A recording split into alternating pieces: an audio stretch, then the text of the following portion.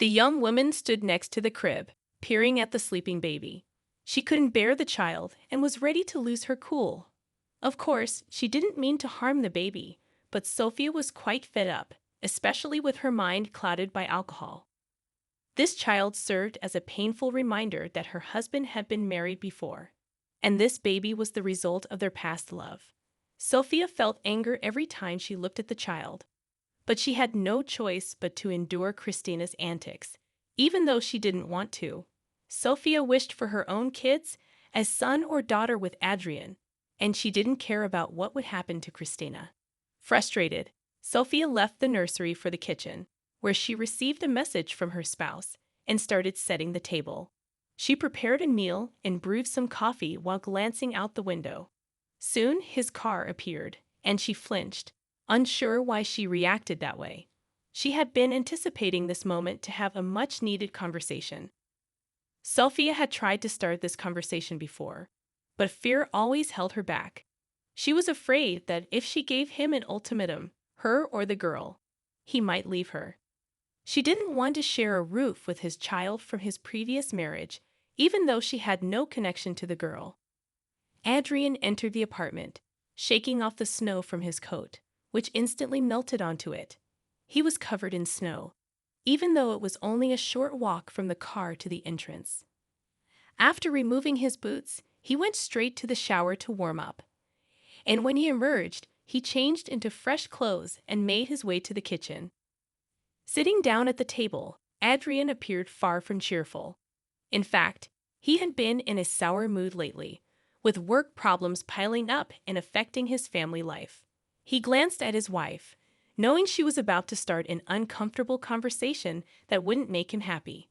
Adrian brought the coffee closer and took a sip, immediately noticing she'd forgotten the sugar. She sat across from him, looking at him as if he should have known what this conversation would be about. Adrian, we're a young family. We should live on our own, she said, addressing her husband. She wanted him to make the decision himself and desperately hoped he'd agree to take care of the girl somehow, even if it meant not having children of their own. She just wanted to be alone with Adrian and get rid of the constant reminder of his late wife. Really, Adrian, we should have our own children or just be a couple. She's a complete stranger to me. Why do we need someone else's child in our home? You don't even deal with her. You don't interact or communicate with her at all. Why should I be the one dealing with it? She pressed, urging him to see her perspective.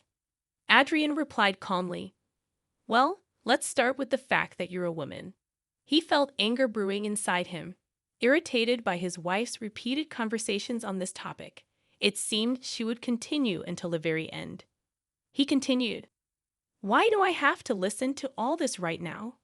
You stay home all day, and I provide for you.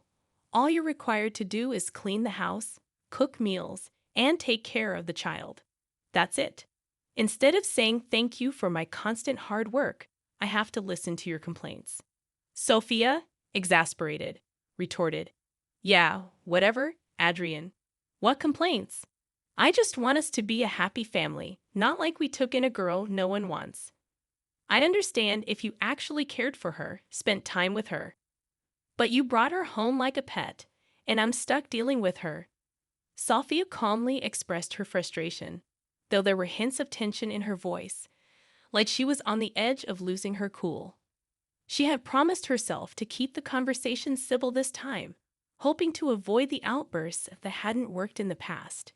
She was desperate to get the girl out of their house. Their talk grew louder and more intense, and the little girl, whom Sophia thought was asleep, was actually wide awake. She cracked her door open and overheard the heated discussion in the kitchen. Quietly, she dialed her father's sister's number, which she had memorized. Her aunt had made her remember it for moments like this. As Christina spoke to her aunt, Carolina, on the phone, she shared what was happening at home. Carolina listened carefully but had her own thoughts in mind.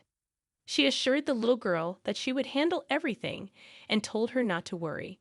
Carolina also instructed Christina to delete the call from the phone to keep it a secret.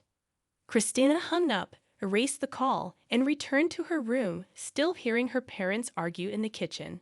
She didn't understand her place in their lives. She loved her mom dearly, but she wasn't there anymore.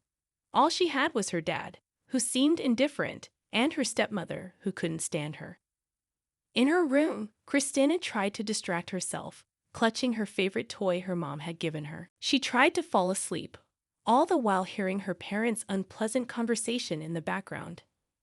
The discussion in the kitchen continued, causing discomfort for everyone involved. The man grew increasingly irritated. After a long and exhausting day at work, he just wanted peace and a quiet evening, free from arguments. He couldn't care less about what Sophia wanted to discuss. But Sophia was determined to finish the conversation, stating, "Adrian, you said you loved me when we got together, and you promised there would be no mention of the past. Instead, you brought a girl into our home. I want you to understand that she doesn't belong here. Can't you see it? What will become of her as she grows up? Do you know what happens to girls who live in a family where they're unwanted? They end up pregnant at 15. I don't want her burdening us with a child in the future because that's what will happen. She's not needed here. Don't your late wife's relatives have someone who could take her in?" Adrian was surprised that Sophia hadn't erupted into hysteria yet. The conversation continued, and she remained composed. Evidently, this talk was truly significant to her. "I'm her father, so it's my responsibility to take care of her. But I don't have time because I work. You're a woman. It's your job to take care of the kids. Besides, I'm not interested in having more children. So, if you want kids, we won't have any more together. You already have a child," Adrian replied somewhat rudely. He grabbed his plate of food and retreated to the living room, turning on the TV to drown out his wife's words. Meanwhile, in the kitchen, Sophia sat at the table, her face buried in her hands. She had hoped this conversation would change things, but deep down, she knew it wouldn't. Time had passed, and her attempts to break through this wall had failed. She glanced at her husband, who shook his head in disagreement. Feeling defeated, she stood by the doorway, wondering if she would ever succeed. The answer eluded her. Cleaning up the kitchen, she put away the food and then went to bed, wrapping herself in a blanket and quickly falling asleep. Late into the night, the man sat on the couch, haunted by his wife's words echoing in his mind. He partly agreed with her. The girl wasn't wanted in their home. Yet, he couldn't just send her away to an orphanage.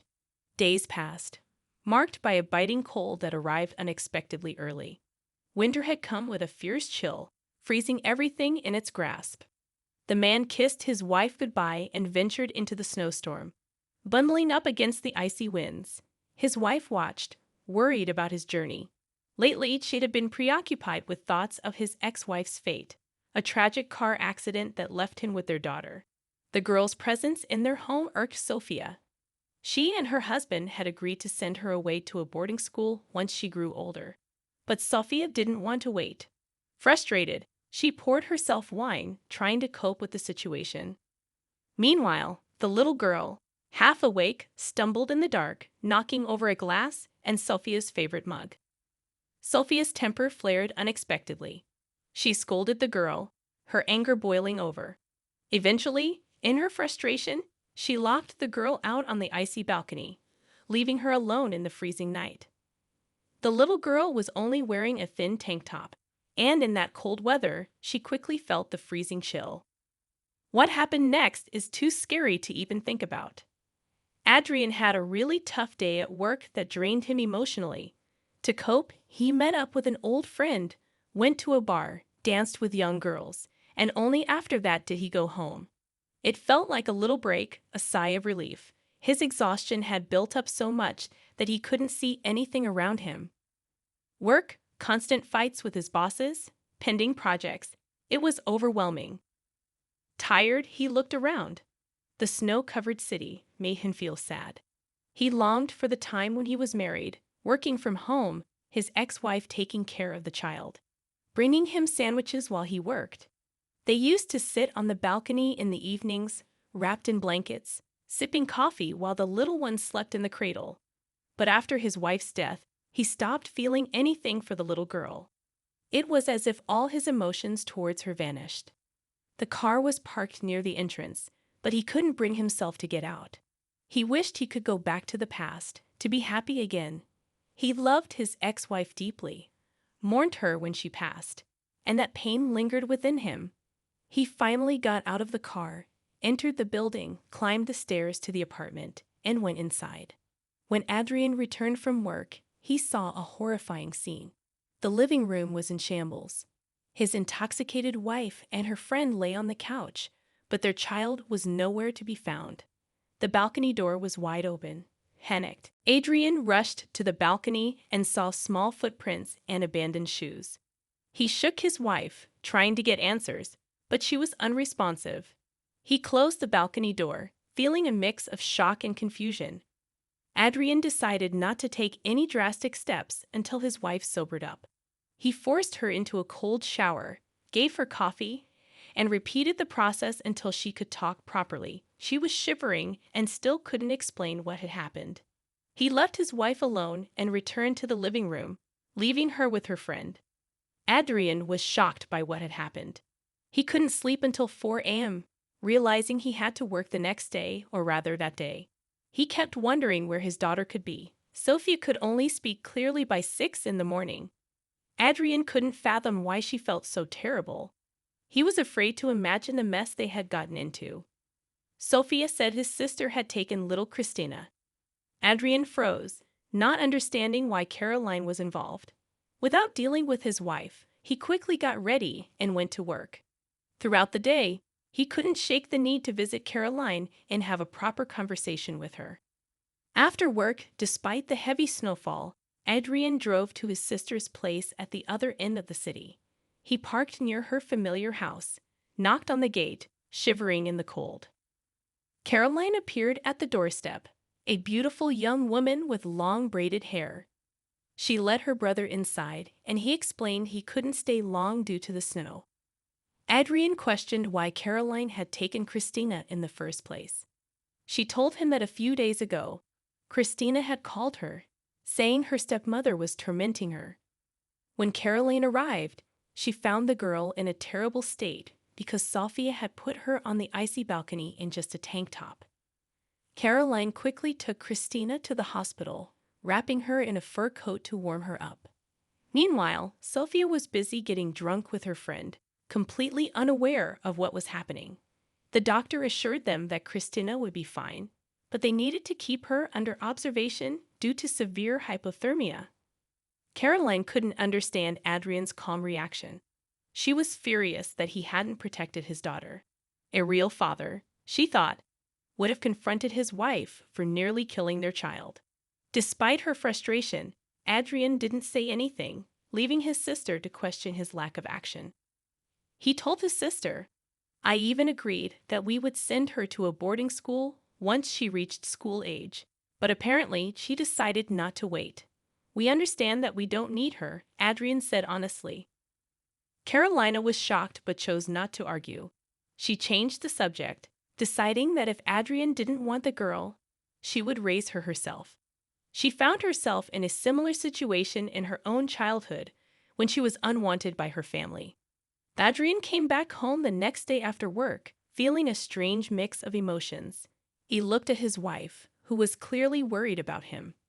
They hugged each other in the hallway, and she confessed her love for him. They spent a lovely evening together, talking, watching TV, and eventually making love before falling asleep. Carolina, on the other hand, stood outside the hospital, waiting for her niece. When she saw Christina being brought towards her, she entered the building. She signed the necessary papers, picked up the little girl, and carried her to the car. Christina felt safe with her aunt, not her stepmother, and began crying when she thought about going back. Carolina reassured her, saying they wouldn't return to her stepmother and father. She explained that they had decided not to take her, and she was going to be her legal guardian. Christina smiled, relieved and happy. Carolina felt a warm glow in her heart seeing the girl's happiness. In the following weeks, Carolina finalized the paperwork, becoming Christina's legal guardian. Her brother, Adrian, gladly handed over guardianship, even sending money as child support. He was willing to pay any amount as long as he didn't have to take care of the girl. In just 6 months, Christina started calling Carolina mom. They built a life together, facing challenges but also learning from each other. Carolina helped Christina learn basic skills, and the little girl quickly became independent. She went to daycare happily, and they lived together, practically inseparable. Despite occasional disagreements, Carolina cherished the little girl and loved her dearly. The past didn't matter anymore. What mattered was that Christina was safe and happy.